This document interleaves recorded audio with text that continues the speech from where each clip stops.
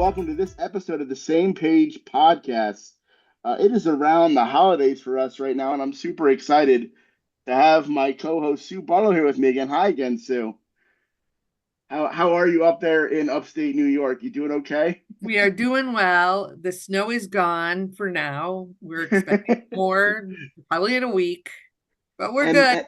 and and just to remind folks, the Same Page Podcast is focused on sharing the perspective of young adults and their families around success, around jobs, and the transition from school to adult life. And we're supported by the Ray Center, which is a technical assistance center that supports parent centers are in the area of transition, working with those centers to provide support to youth and families around the transition from school to adult life. And today, we're super excited to have two new guests, huh, Sue, that are going to Oh, talk yeah. about their journey. Their journey. We have Noah and Mom Amanda. Welcome to the show.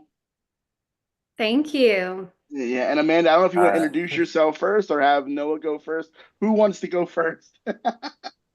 I'll go first. Okay. Um, so I'm Amanda Berry. I am the mom of this amazing young man who will go next. um, yeah, I'm Noah. I guess since this is about like job stuff, I'm a concept artist for mostly indie games right now, but video games. And Okay. yeah, that's what I do. Character design, concept art, all that. Is there a game that folks might know that you've worked Um, on? some might have heard of Bomb Rush Cyberpunk. That's probably the biggest one. Okay. Um, did decent sales, so some people may have heard of it. Hey, Well, awesome. Hey, go ahead. Go I ahead, was going to Mom. say he might be a little modest because his younger brother got a book from the book fair of 2023 popular games and it was in there. So, Okay. Oh, cool. That is But cool. you are from the great state of North Carolina, is that correct? Yeah. I just want to give people an idea where you're from. Not so. yes, we are from Asheville, North Carolina, and Noah has lived there the majority of his life. We moved there when he was 2. Awesome. Awesome. We're so glad to have y'all here. And just to share your perspective, because we really think it's important for families who might be new to this journey to hear about your success and things that worked and things that maybe didn't work, just things that you've learned throughout the process, or things that would almost be like what I wish I what I know now that what I wish I knew then kind of thing. Mhm. So Sue, I don't know if you want to kick off with Yeah, our yeah. first question to Mom. Well, my first question is to Noah. Noah, are you comfortable talking about your disability? Yeah, I'm fine with that. So what would you describe it as? Well, I have Asperger's, so I guess, high functioning autism, Mm-hmm. pretty much. Yeah, That's yeah, the I don't know best way how to else I would describe describe it. That's what it is. So, it. Okay, that's great. All right, Amanda, what was it like for you when you first found out that Noah had a disability? Well, Tell when your Noah, story. yeah, when Noah was, about 18 months, um, I started noticing, differences. I worked in the field of early childhood, so I was noticing differences between Noah and some of the other kids that were typical developing. And so at 4, I think at 4, we had him evaluated, and at that point, they told me um, that his intelligence was so high, which is true because Noah is extremely intelligent, and he was doing these things that 2-year-olds don't do. Like he knew every state in the country. He could tell you the names because he had a puzzle. But they now I said can't. because his Now I can. intelligence was so No, this is not. he lost You that knew then, officially. not anymore. Not anymore. So they said, his intelligence is really high and his emotional intelligence is very low. So there was a big differentiation there. And so they said, we're not going to really diagnose him with anything. And I was at 4, maybe 5. And things just got, did not get easier for him. And they got harder. And I knew something was going on. So he went back to be evaluated at 10. And that was when he was diagnosed with, back then it was Asperger's. Now it's low support need autistic. And so at that point, I already knew that he was autistic, so I was just happy to have the diagnosis so we could get him the services. There was some amount of sadness or wondering what his life would be like as he grew and um, into adulthood. What kind of life will he be able to have? But I did already, before the diagnosis, I already strongly felt that he was autistic. Well, and I think what you just shared there too, and I know Sue, you have other questions, but No, jump I in. think I think this is why this podcast is so important, though, right? Because I think so many parents that might be listening could be in your position that you were back then, right? Of like, I just got a diagnosis. What does that now mean Mhm. for my adult child? What is that going to mean in the next 18, 20 years, right? And I, so sharing this perspective is why it's so important, and right? I think as parents, it's like their whole life kind of flashes before you, and you really wonder, all I wanted for him to was to be happy. And so I thought, how is this going to go? And then I had even people in my own family. Um, I told you I need my tissues. Um, wondering like, is he going to be able to go to college? Is he going to be able to work? And comments like that from Yes. relatives even. Mhm. Yes. And what's funny, as a person with a disability, Amanda, my mom still gets those questions, and I'm 40 years old with a kid now. You know what I mean? So like, I feel like family, if they don't understand or they don't really understand all of it, they're still gonna ask those questions and have and the public does too, right? The public Yeah. does also. And so again, that's why this is so important. So go ahead, Sue. So, Amanda, how did you go about talking to Noah about this? Like, how did you sit down? Or did he say to you, I know something's up?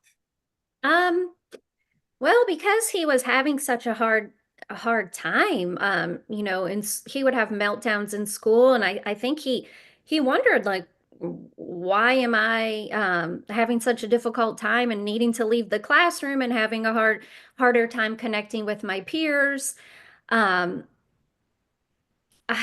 I I don't remember actually sitting him down and telling him. However, I do remember that even before his diagnosis, I had a book that I shared with his kindergarten or first grade class that I brought in and read to them. It was called Asperger's Looking Out. And I still have the book, but I brought that in and read it to the class because I knew that the other kids were wondering why Noah was having certain behaviors or doing certain things that he was doing, and I wanted them to know that it wasn't, that it was for Noah it was normal to be doing this. I think when we're talking about thinking about things that I could have done differently, I think I wish that I would have put more emphasis on um, on his autism being something that could really be a positive. I don't think I ever framed it as a negative, but I think I would have more intentionally talked about it in a very positive light so that Noah wouldn't have grown up. And you can talk more about this, Noah, thinking that it was a bad thing, that autism was bad or wrong or something to be ashamed of. I don't know And if that that's piece how of you, advice. I think that's a piece of advice that you're kind of giving Mm-hmm. Yes. for families. and I don't know Yeah. if that's how you felt growing up, Noah. We've talked about it a little bit, but as you got older, I did think maybe there was a sense that there to you that there was some shame around it. Well, and that kind of that's a great segue. You didn't know this, or maybe you did. I don't know. Yeah. That this is a great segue to the next question that is for Noah. Is when your mom just kind of mentioned this when you were younger, what did you think life would be like? Both from just like personal things and in a job. Like, what were your thoughts growing up? I feel like your mom and you have kind of touched on what this journey was like for you early on. So what was that like? Can you tell us? Um, well, starting out, I think trying to remember all the way back, I don't even know if it really had any effect on me, like how I thought about that.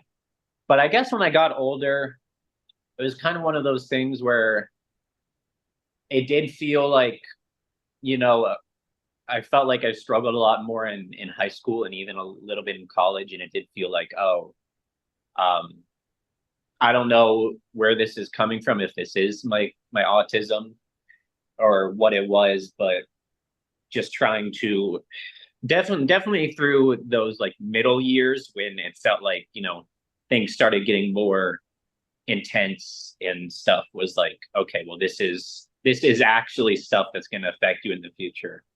Definitely felt like, Meaning like what, Noah? Like in college or in high school, you mean like academics, or you mean like social things? um, I'd say I'd say in high school socially and in college academically. I feel like by college I'd gone pretty good at like uh I feel like my social skills had gotten a lot better. And I think I did fun like I think I did pretty well socially in college. I still have really good friends from college who I still hang out some of the time or talk to. Um,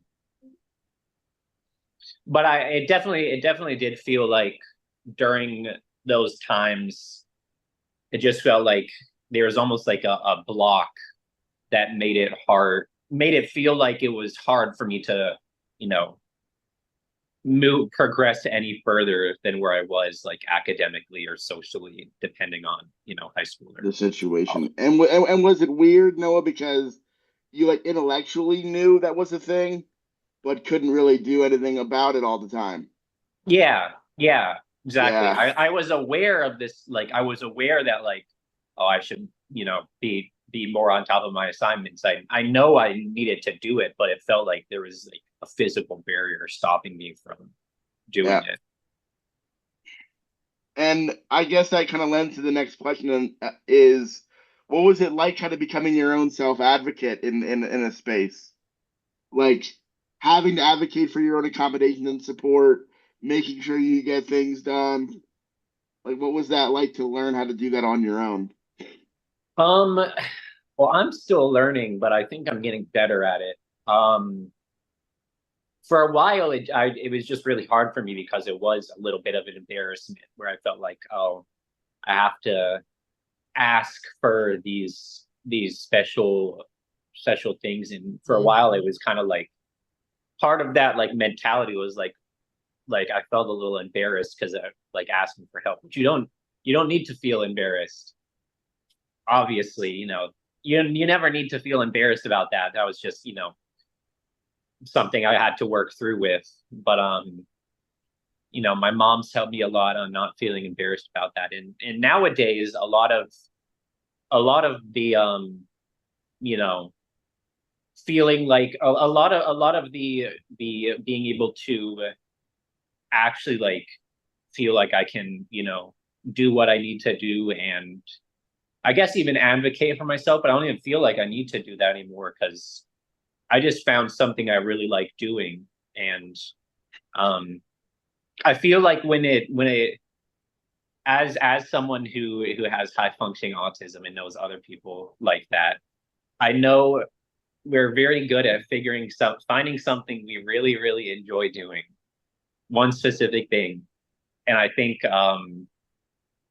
kind of what's the word, like honing in on that and trying to develop that skill or whatever. Because I like specifically for me, I really enjoy drawing like robotics or like mechs or whatever, and that's kind of what I locked in on. And I can draw other stuff, but you know, that's one of the reasons people hire me, is because that's a niche that not many people do. Yeah, Noah, can you tell us exactly what you do? Because I think there are a lot of young adults in the world that I'm in that would be very jealous to know what you do. So can you? Yeah, so I'm possible? I was going to say, oh, sorry, Noah, go ahead. Wait, what were you going to say? Go on. I was just going to say, is it possible for me to kind of tell the story of how he got there and then let him Yes, tell you that? All right. Because this is sure. something that is just, to me, is just very inspiring. So of course, Noah had an IEP throughout high school. And I remember Noah going to a couple IEP meetings, but not that many. And if I would have known now what I know, he would have gone to all of them. He would have been at all of them. He would have been leading his IEP meetings. He would have been telling them what he needed. Because when Noah applied for colleges, we talked about self-disclosing through disability services, and he didn't want to. And he was 18, and legally he doesn't have to, and also I wasn't going to push him. I suggested it, and I told him, you know, this is how you, where and how, but he didn't want to. He said, I want to try this on my own. And also, when Noah was a junior in high school, he came to me and said, I want to go to school for art. So he was at a STEM high school, and he always talked about engineering, chemical engineering. And when he goes to apply for colleges, he said, I want to go to school for art. And I'm like, what? Okay, you've never taken an art lesson. There's no art lessons at your school. And I said, Noah, do you know I have a lot of friends who are struggling artists? And we talked about all the pros and cons. And then as his mom, I supported him, and I got on board, and we figured out how to get him art lessons and make a portfolio. And he applied to all these colleges for illustration. He got accepted to Syracuse with a gigantic scholarship. Go Syracuse. And Noah Orange. Noah did not, like I said, did not disclose his disability. And when he was talking about struggling in college, he really struggled, because it was not only was he against the odds going to going to college as a person with autism, it was also during COVID. So Noah, I think you talked about feeling physically blocked. Mm-hmm. I think, you struggled with a lot of mental health challenges during that time, but I think that you were in what I know now is autistic burnout. And do you want to tell them what happened your junior year of college? Real quick, I'm from Utica, so go Orange. Also, not really, no. You don't want to, you want me to finish the story? Yeah, I guess that's fine. Okay. So, Noah's struggled with always has struggled with executive functioning. So he wasn't checking his emails, and he got on academic probation, and he didn't know it until I finally kind of was getting involved more, and we figured it out. We figured out that he was on academic probation, and luckily at that point he said, I'm going to go to disability services, and I'm going to sign up for what they have to offer me. And Syracuse had an amazing student support person who actually talked to me and Noah at the same time, and we came up with a plan. And they were very supportive, and I kind of feel like they were angels. And they helped him graduate. They helped him through the rest of his junior year and senior year, and he graduated on time with a Very degree. good. With a degree in illustration, and I was like, this was such a shock to me to go to that he wanted to do this, but he's so talented, and it was amazing to see what he did in college. And Noah, you can finish up by saying what happened, telling what happened Yeah. What happened now? afterwards. What do you do because of all that amazing work that you did and the connection that you made? Well, actually, this happened in college, kind of near the end. Was I got in contact with an art director for that Bomb Rush Cyberpunk game. Well, they came to me through That's social always media. nice. Yes. Yeah, they came to me through social media. So I did that, and I think it went decently well. It was still a little bit of a struggle, both because I was in college and this is my first time, but I got everything done that I needed to, and I feel decent about what I did. But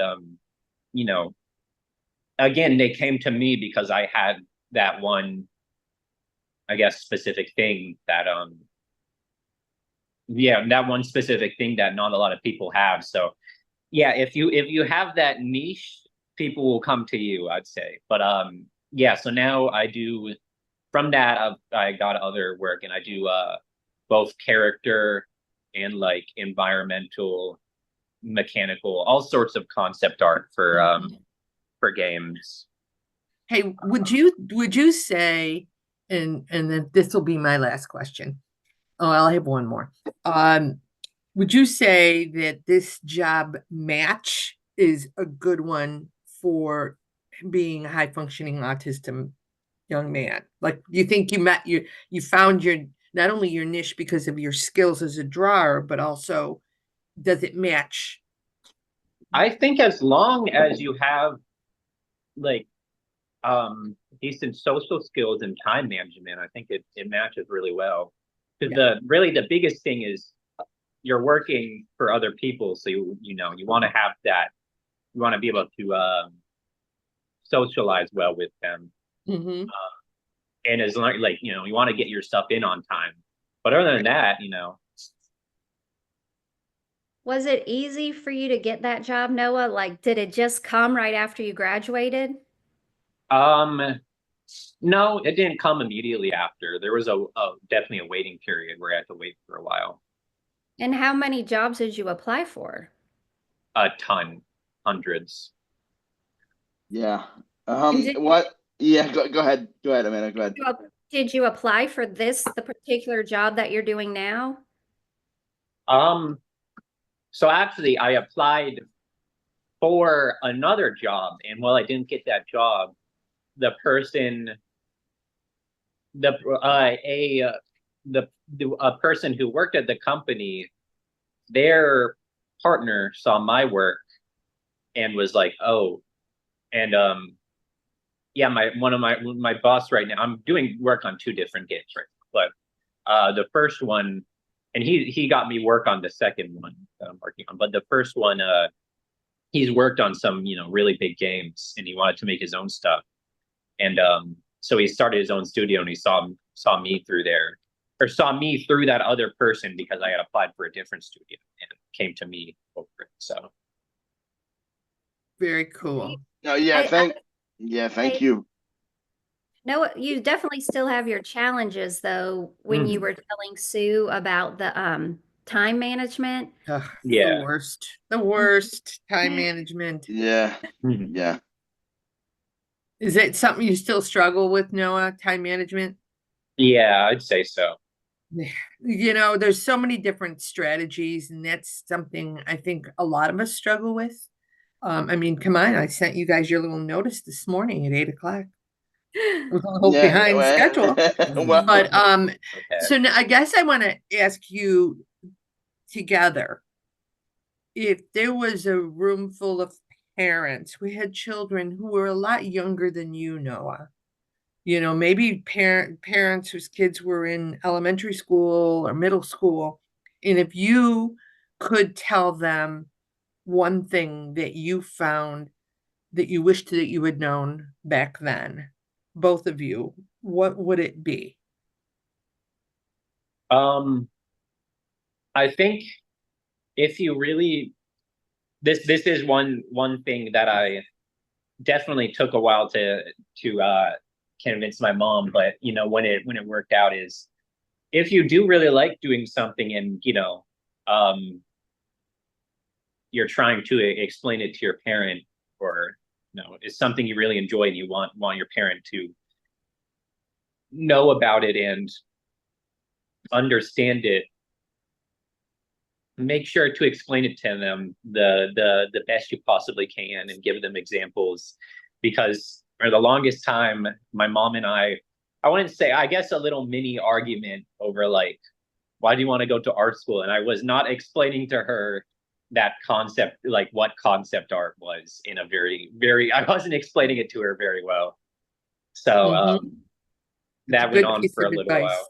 Yeah. Well, yeah, and I think what you're pointing to, Noah, whether you know it or not, is like helping your parents be on your team about something, right? And if they Mhm. can't understand what you're asking them for, they might not be able to help you the way you want, and they're gonna have their own opinions based on their desire to protect you and make sure you have the best situation in their view. And so what you just Mhm. said is like, hey, you got to be able to explain what you want to do, why you want to do it, and how it's going to make you do the things you really want to do. And so that is really great advice. And so, Mom, what would you say? What's a piece of advice that you would give Well, to? I would also like to say, in my defense, that mini argument probably only lasted like 2 days Which until I isn't bad. was with you, Noah. Not bad. Okay, And I can't. and I don't remember how long it lasted. it I didn't wasn't mean to long. make it like Well, sound like a big, but I needed some time to process. let me just say this though before you answer, Mom. Let me just say, so if you go back to episode 1, my mom and I actually did the first episode as a pilot for this, and we had an argument that lasted months. And until I graduated with a master's degree, I held a grudge over that said argument, right? Um, So it was like that argument and proving her wrong was the part of the motivation for what I did, even though we were now on the same team and created a plan. It was a bitter thing for me. I had to go to a lot of therapy to understand and unpack why Mm-hmm. that still was a problem for me. So mhm. the fact that it was for 2 days is kudos to you as a parent to embrace it faster, because my mom did not embrace my plan very well either. So, Miss Amanda, what would you What would tell you me? say? What would you say is a piece of advice? And maybe that's it. Embrace the plan where you can and when you can. that, there's so many things, but that, I think we talk about thinking about the end goal. And if the end goal is just for your child to live a happy, successful life, I mean, I'm looking at Noah now, and that's what he's doing. I couldn't have picked a better career for him. He's so incredibly talented. He's so humble, so humble. He hasn't, talked to you about this amazing art that he does. But it really is amazing. And it kind of blows my mind that he's doing, like you said, Everett, doing what so many people um, kind of would be jealous. So Yes. many young adults would be Oh jealous my of gosh, his Yes, yes. career. I cannot tell you, Noah, how many young adults I get to meet with on a regular basis that say they want to be a game designer, they want to work Yeah. in gaming, and then Yeah. when they realize the talent level that it takes Mm-hmm. to do, Yeah. Same here. or the training that it takes to do what you do, and some natural ability, that they don't realize that that's what it takes, Right. and they get discouraged big time because they didn't realize there's all the work that goes into that. It So is a you lot are of hard true. work, but you know, if you enjoy it like I did, I mean, it's still hard, but Right. Yeah. you'll keep When doing it, I guess. you enjoy the struggle that way. You enjoy Yeah. actually working through it. Yeah. Hmm. Yeah. But I think the biggest piece of advice that I would give to families with younger kids is to really start teaching them how to self-advocate. I actually have younger kids who also have IEPs, and they even the 10-year-old goes to his meetings and tells his team, this is what I need. This is what I need to be successful, and this is what's making me not feel successful. So I don't want you to do that anymore. And to talk to the youth that I work with, and youth that any advice that I could give youth would be to really work in high school on those self-advocacy skills. And when you to use the disability services in college, there's no shame in that. There's no embarrassment in it. And the younger they are, the younger they start to understand that their self-advocacy only helps them in school, helps them in their personal lives, that they will be comfortable if they go to college disclosing and advocating, or if they're in a job, the same thing, advocating themselves for themselves. The sooner the more chances they have to practice with a safe person like their mom or dad or family in a safe setting, the more likely they are to use it as an adult. And it can be, I mean, those college years for Noah were really, really hard. That was I think the hardest time in his 24 years. I think even there were plenty of hard times when he was younger, but that was was pretty bad for him, I know, and I was feeling all of that pain and Can everything. I ask you a question about that, Mom? Because, and maybe it's because my story resonates so closely to that a little bit, is like, and I'm not worried about Noah as much in this answer, but how did you as a mom deal with that? Like that whole, there's a struggle. Now we're going through this process. Now there's a new plan. We had a 2-day argument. Now we're on the same page. Yeah, and how is that? How is that for you? Yeah, yeah, and just like to from add to it, how did you deal with the fact that you're down in Asheville and he's up in Syracuse? It was, yeah, like Time. yeah, it was very hard. It was difficult. And Noah, I would get upset with him because he was trying to protect me from things. So he wouldn't tell me about grades or not going to class, because I believe he was just trying to, like I said, protect me from that. So I would get mad and then stressed and worried. And he was home for a lot of it because it was COVID. Right. And we just yeah, trying to help him however I could. Mhm. Helping him through the mental health challenges. yeah, Just Mhm. trying to be as supportive as I can. But I mean, no one knows. There were times that I got really mad because he wasn't following through with his end of the deal, to get him through.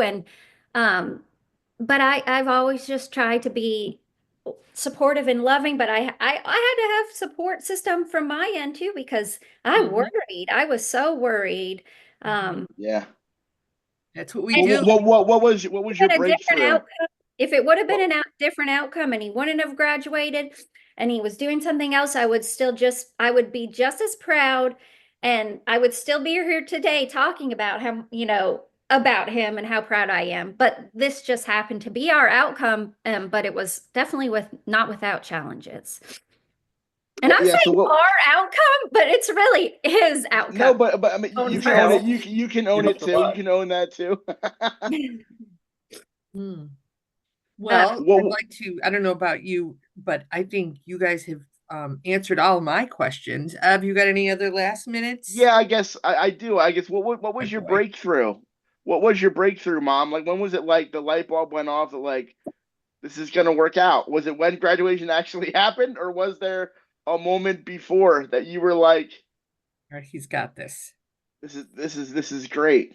Like this is actually working out. Well, I, don't think that I'm measuring his success by him graduating.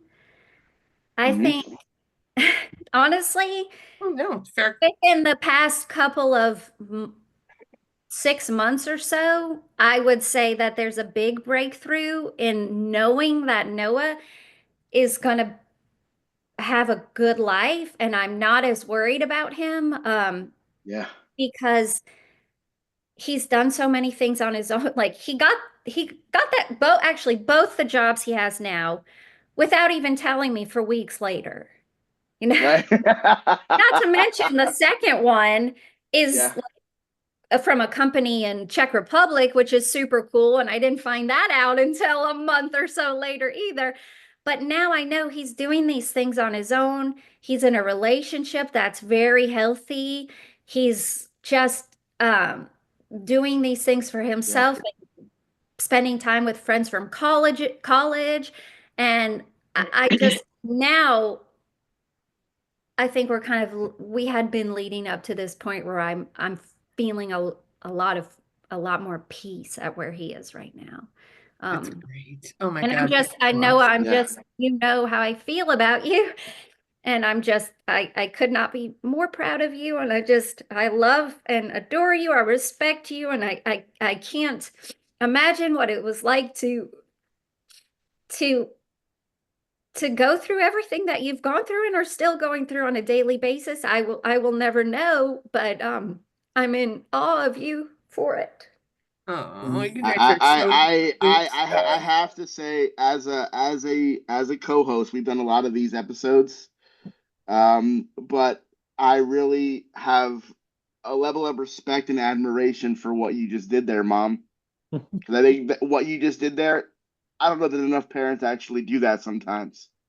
To let their child know what they've achieved and what they've done, and what that means to you as a parent, and what it means to watch their kids succeed. Because I think it matters for people to know that. So I really appreciate that you shared that, and I know for me that's very powerful. So thank you, and thank you both for your time and being willing to share this today.